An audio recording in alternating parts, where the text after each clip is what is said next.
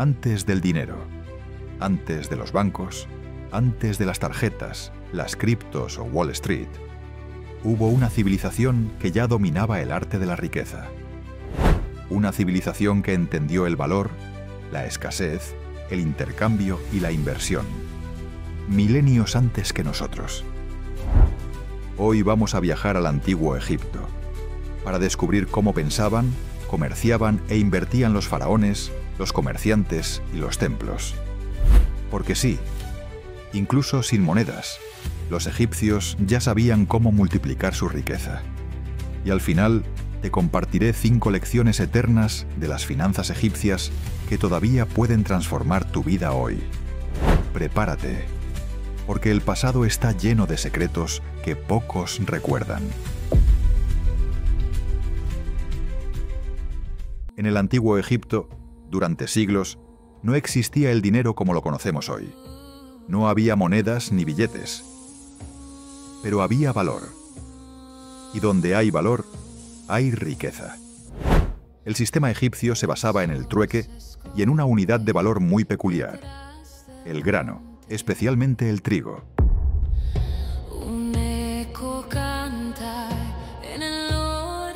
El grano era más que comida.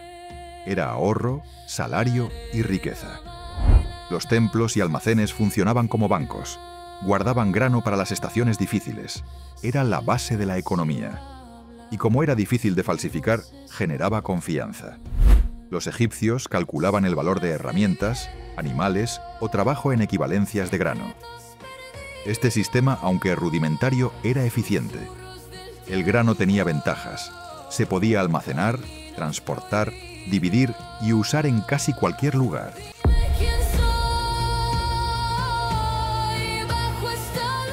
Pero también tenía riesgos. Podía pudrirse, ser robado o dañado por las crecidas del Nilo. Así nació un concepto clave: el riesgo financiero. Y también nació una estructura de poder. Los grandes propietarios no solo comían del grano, lo usaban para contratar, intercambiar, dominar. En épocas de escasez, quien tenía graneros llenos era más poderoso que el faraón. Imagina que tu familia depende de un comerciante con reservas de grano en sequía. ¿Quién tiene el poder? El grano no solo era riqueza, era influencia, supervivencia, control. Y eso, en el fondo, también es una forma de inversión. Una inversión basada en previsión, comunidad y abundancia futura. Así nació la inteligencia financiera ancestral. Cuando pensamos en los templos del antiguo Egipto, solemos imaginarlos como lugares místicos, llenos de columnas inmensas, ofrendas a los dioses y ceremonias secretas. Pero esos templos eran mucho más que centros espirituales. Eran el corazón económico del país. En una tierra donde el grano era la moneda y el trueque era el sistema, los templos funcionaban como bancos. Sí, bancos. Aunque no con tarjetas, cajeros ni bóvedas de acero, sino con almacenes, escribas y sacerdotes contables. Allí se acumulaban toneladas de grano. También metales preciosos, papiros, perfumes, vino, lino, ganado y tierras. Los templos eran los grandes gestores de la riqueza del reino. Tenían capacidad para almacenar, prestar y cobrar. Y lo hacían, no solo como instituciones económicas, sino como guardianes del orden divino.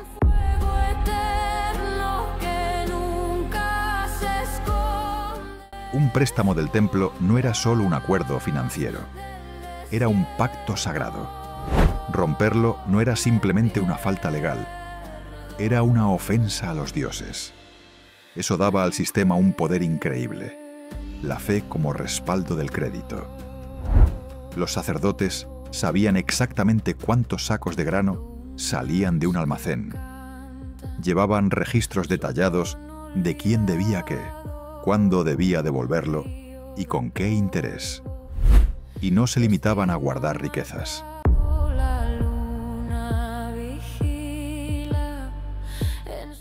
Los templos también invertían activamente.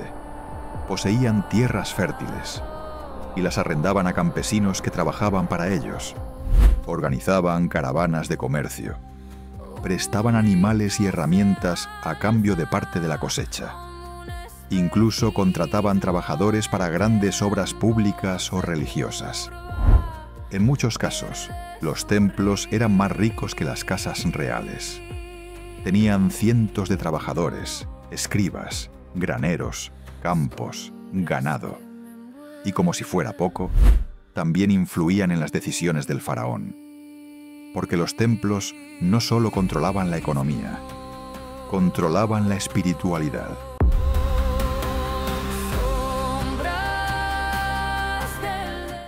En una cultura donde la religión era inseparable de la vida diaria, quien dominaba los templos dominaba el alma del pueblo. Así, el poder económico, político y religioso se unía en una sola estructura, el templo egipcio. Hoy podríamos verlos como una mezcla de Banco Central, Ministerio de Agricultura, Cámara de Comercio y Vaticano. Y todo esto sostenido no por leyes civiles, sino por la confianza absoluta en la voluntad de los dioses. Una confianza que no necesitaba cláusulas ni abogados, solo una promesa. Si fallas, no solo fallas al templo, fallas al orden divino. Así se construyó un sistema que combinaba fe religiosa, registro financiero, riqueza tangible, confianza social. En el antiguo Egipto, el poder no se medía con monedas de oro, se medía con tierra. La tierra fértil, bañada cada año por las crecidas del Nilo, era la fuente de toda riqueza. Quien poseía tierras, poseía el futuro. Y es que Egipto no era solo desierto y pirámides. Era un país profundamente agrícola. Y su economía giraba en torno al ciclo del Nilo. Cuando el río crecía, regaba. Cuando el agua se retiraba, dejaba fertilidad. Y cuando llegaba el tiempo, los hombres sembraban. Por eso, la inversión más importante que podía hacerse en el antiguo Egipto no era en oro ni en perfumes, sino en tierra y trabajo. ¿A quién debo creer?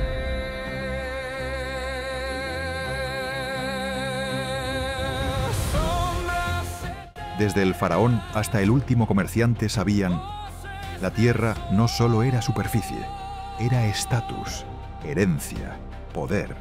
Aunque oficialmente toda la tierra pertenecía al faraón, en la práctica, nobles, sacerdotes, altos funcionarios e incluso comerciantes prósperos podían poseer y administrar parcelas. ¿Y qué hacían con esas tierras? Invertían. Inversiones inteligentes y prácticas. Semillas seleccionadas. Herramientas eficaces. Bueyes fuertes para arar.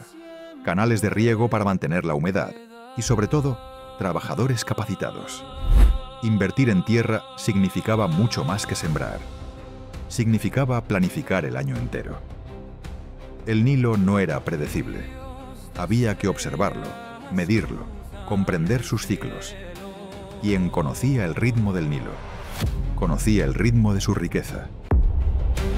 Ojos que miran desde un terciopelo.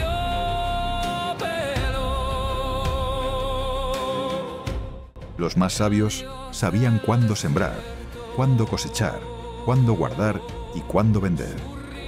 Ese conocimiento no se improvisaba, se heredaba.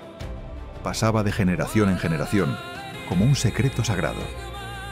Y así, el campesino más hábil podía convertirse en comerciante. El comerciante en prestamista. El prestamista en hombre poderoso con acceso al palacio o al templo. La clave: reinversión constante. Porque no era suficiente tener tierras. Había que hacerlas producir.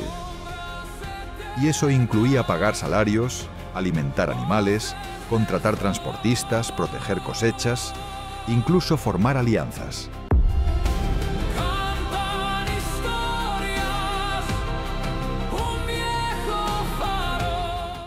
En Egipto ya existían contratos legales en papiro para arrendar tierras, dividir cosechas, pagar servicios e incluso asegurar parte de la producción en caso de mala fortuna. Sí, incluso había una especie de seguros agrícolas primitivos. El riesgo, una vez más, estaba presente. Sequías, plagas, robos, inundaciones. Pero con buena organización, ese riesgo se volvía oportunidad. Muchos diversificaban. Si no podían invertir solo en tierras, compraban barcos, o cultivaban perfumes, o criaban ganado, o comerciaban con papiros, lino o cerámica. Así la economía no era estática, era dinámica, con personas pensando en el futuro, multiplicando su capital, aprendiendo del entorno.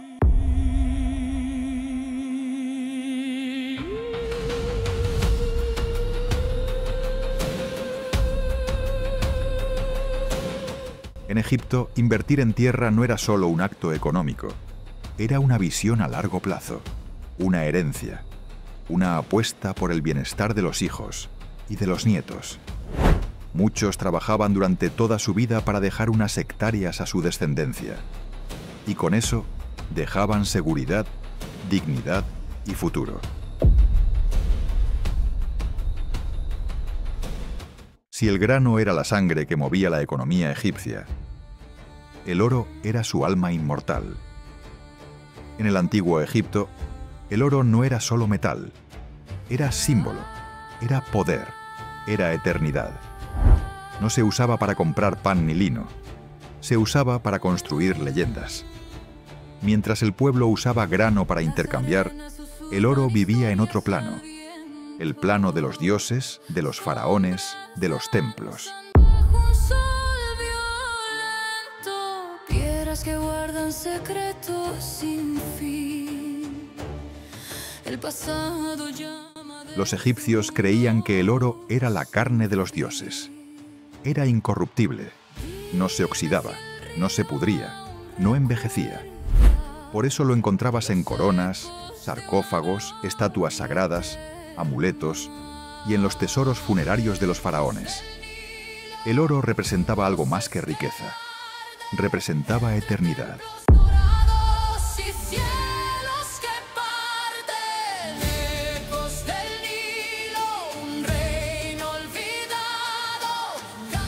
En lo económico, el oro era una reserva de valor.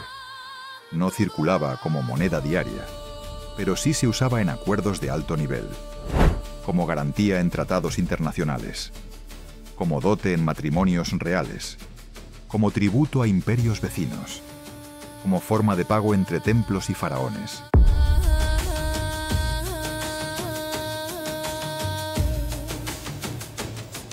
Los dioses miran desde sus...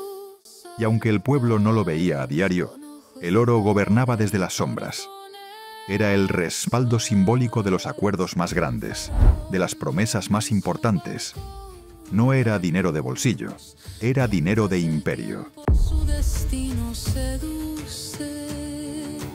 Dime si la luna aún refleja el alma. El oro venía de las minas del desierto oriental, de Nubia, de caravanas lejanas. Y para extraerlo, miles de trabajadores excavaban bajo el sol ardiente. Un trabajo duro, pero digno, porque estaban creando no solo riqueza, sino gloria. Un reino olvidado, cantan los siglos en su canto dorado. Los templos almacenaban grandes cantidades de oro en cámaras selladas. No por codicia, sino porque el oro era una ofrenda, un símbolo de lealtad eterna a los dioses. Cada gramo ofrecido era una promesa, que esta riqueza respalde la armonía del mundo.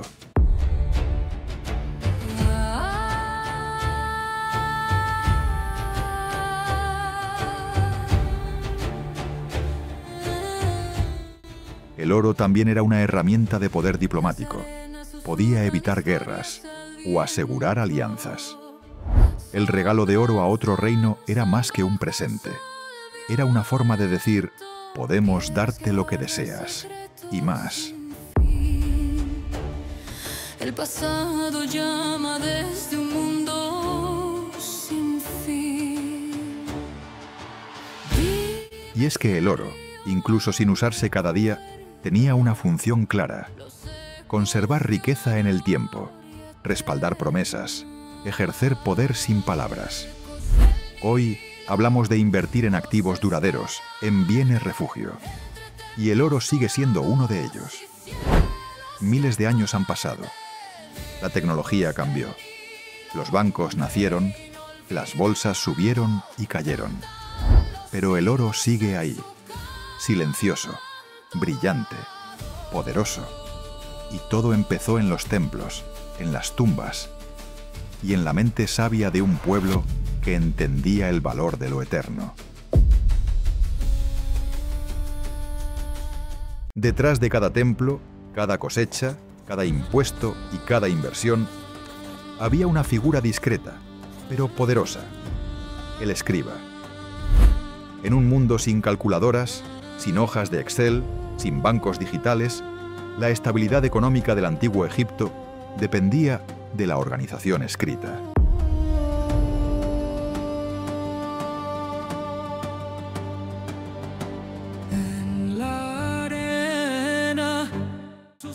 Los escribas eran más que simples copistas. Eran los contadores del imperio, los guardianes de los números, los arquitectos invisibles de la economía. Y para llegar a ser uno, no bastaba con saber leer y escribir.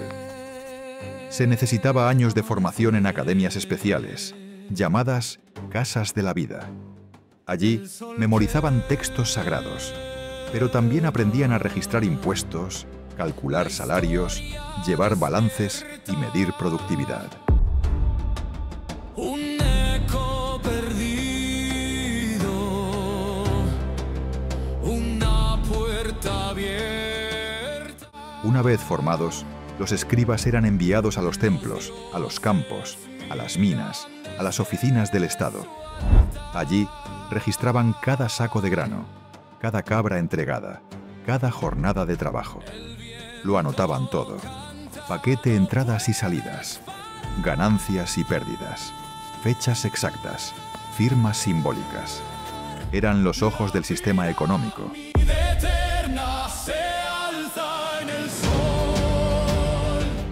Su labor permitía planificar a largo plazo, prever escasez, gestionar préstamos, evitar fraudes.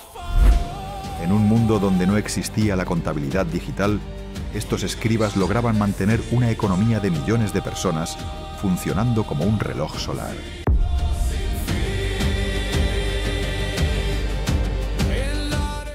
Si algo no cuadraba, el escriba lo descubría, y su palabra tenía peso. Un error contable podía significar una cosecha perdida, un impuesto mal calculado, una revuelta, una deuda mal registrada, la ruina de una familia.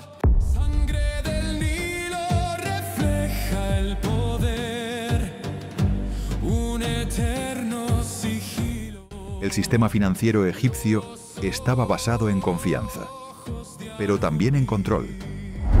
Y ese control lo ejercía el escriba, no con espada, sino con tinta.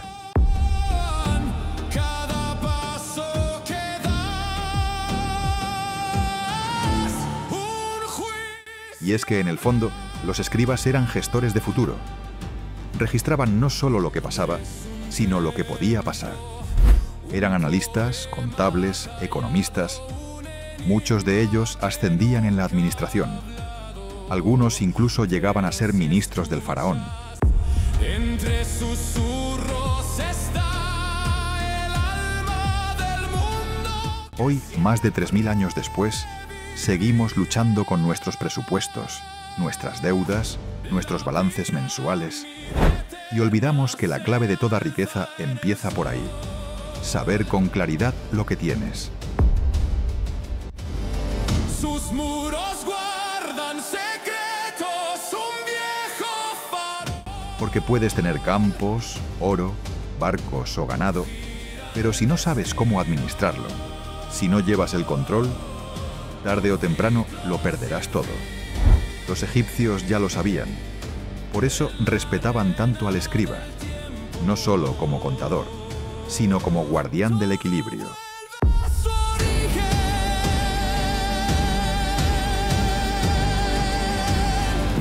En el silencio de los archivos, con cálamos y papiros, nacieron los primeros sistemas contables de la historia, y con ellos, la base de toda civilización duradera. Han pasado miles de años, y sin embargo, si escuchas con atención, el Nilo aún susurra sus secretos. Los templos están en ruinas, pero sus papiros siguen hablando. Los escribas se han ido, pero sus lecciones siguen vivas. Hoy vamos a extraer 5 enseñanzas eternas de las finanzas del antiguo Egipto. 5 verdades que cruzaron los siglos y que hoy pueden cambiar tu vida. Lección 1. Invierte en lo real. Los egipcios no creían en lo que no podían tocar. Invertían en tierra, en agua, en comida, en trabajo, porque sabían que lo físico, lo esencial, nunca pierde valor. Hoy nos obsesionamos con lo digital, con lo intangible, pero en tiempos de crisis, la tierra alimenta, el agua salva, el trabajo dignifica. ¿En qué estás invirtiendo tú? Lección 2. Diversifica tu riqueza. Un solo campo puede secarse, un solo producto puede perder valor, pero múltiples fuentes garantizan estabilidad. Los egipcios lo sabían. Quien solo vivía del trigo podía morir de hambre. Por eso comerciaban perfumes, papiros, ganado, lino, madera, joyas. No pongas todos tus sueños en un solo saco. Diversifica, amplía tus fuentes, protege tu futuro. Lección 3. Ordena tus finanzas. ¿Sabes cuánto tienes? ¿Sabes cuánto debes? ¿Llevas un registro? ¿Un control? En Egipto, los escribas no permitían el caos. Sin contabilidad no hay civilización. Hoy muchos fracasan no por falta de dinero, sino por falta de organización. El orden financiero es poder. Y empieza con lo más simple: conocer tus números. Lección 4. Aprende siempre. Los escribas no nacían sabiendo. Estudiaban años, perfeccionaban su arte, se formaban como sabios. ¿Y tú? ¿Lees sobre dinero? ¿Aprendes a invertir? ¿Sabes qué hacer con tu próximo sueldo? La educación financiera no es un lujo, es una necesidad. Quien no aprende está condenado a depender, a obedecer, a sobrevivir. Y tú no naciste para eso. Lección 5. Piensa a largo plazo. El campesino egipcio no sembraba para hoy, sembraba para la cosecha del año, para alimentar a su familia, para dejar algo a sus hijos. Pensaban en generaciones. ¿Y tú? ¿Piensas en el mes o en la década? ¿En la fiesta del viernes o en la vida que sueñas? Cada euro que gastas hoy es un futuro que eliges destruir o construir. Los egipcios levantaron imperios con paciencia, con estrategia, con visión. Haz lo mismo, porque el éxito verdadero no llega rápido, llega cuando siembras con fe y cosechas con constancia. Bendito es tiempo y no tiempo, soy polvo y soy luz, una llama eterna. El oro brilla, pero se gasta. El grano alimenta, pero se pudre. El poder sube y cae, pero la sabiduría permanece. Los antiguos egipcios nos dejaron un legado silencioso, escondido entre jeroglíficos y tumbas olvidadas. Y hoy, tú puedes recuperarlo, transformarlo, aplicarlo a tu historia. Porque al final, la historia no está en los libros, está en lo que haces con ella. Los egipcios no tenían apps, ni bancos digitales, ni Bitcoin, pero sabían algo que aún hoy muchos no comprenden. El dinero no es lo importante es el valor, y el valor se construye con visión, acción y sabiduría. Los egipcios no hablaban de inversiones, pero vivían para producir, almacenar y proteger riqueza. Y ese principio sigue siendo eterno. Así que la próxima vez que pienses en tu futuro financiero, recuerda a los templos, a los graneros, a los barcos del Nilo, porque la historia no solo sirve para aprender, sirve para crecer.